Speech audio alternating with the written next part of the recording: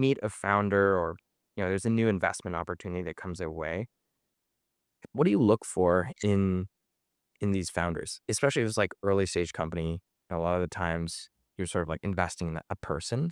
Um, so I'm curious if there's certain qualities that or traits that you look for when investing. It's not too honestly not too different to it isn't like it isn't like a list of certain things. It's a little bit of feel, a little bit of intuition, a little bit of like, yeah, there are some very specific things, but the more I think of it, the more it is like pretty tailored to similar to how I would think about like who would I want to pick on my team or something like that. Like, you need the resiliency, you need the drive, you need the adaptability.